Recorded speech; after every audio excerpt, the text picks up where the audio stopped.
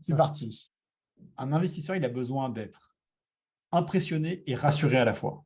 Quelqu'un de très impressionnant, qui arrache, mais qui semble un peu dodgy, c'est chaud. Euh, euh, Quelqu'un qui, en fait, est à l'inverse, quelqu'un qui est hyper précautionneux, hyper rassurant, mais qui manque un peu de gouache, quoi, qui manque un peu de leadership et tout, bah, ça donne pas trop envie, quoi. Mais il y a quand même des endroits où l'investisseur peut aider un petit peu. Alors, c'est quoi les moments où l'investisseur peut avoir une valeur ajoutée significative à part l'argent? Donc, bah, moi, je vais te donner mes cas perso, hein. Moi, j'ai été critique souvent sur trois aspects. Des aspects de recrutement, mais de gens clés, où en fait, il faut que tu ailles convaincre quelqu'un, tu vois, qui hésite à rejoindre la boîte que tu as financée. Le deuxième truc, notre job, c'est de délier les tensions entre fondateurs.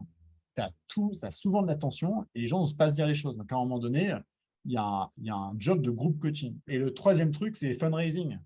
Bon, bah, c'est difficile avec Kima parce que je ne peux pas présenter toutes mes boîtes aux investisseurs. Mais si je décide d'aider une boîte à lever de l'argent et que j'appelle un investisseur que je connais très bien dans la vallée ou au UK ou en France et tout, et je lui dis, regarde ce deal, bah, l'investisseur, il va regarder ce deal. Tu as un crush sur un pitch, sur une boîte. C'est au moment du pitch, enfin, quand tu reçois le deck et quand tu vois le pitch, ou après, quand tu passes un peu plus de temps avec les entrepreneurs.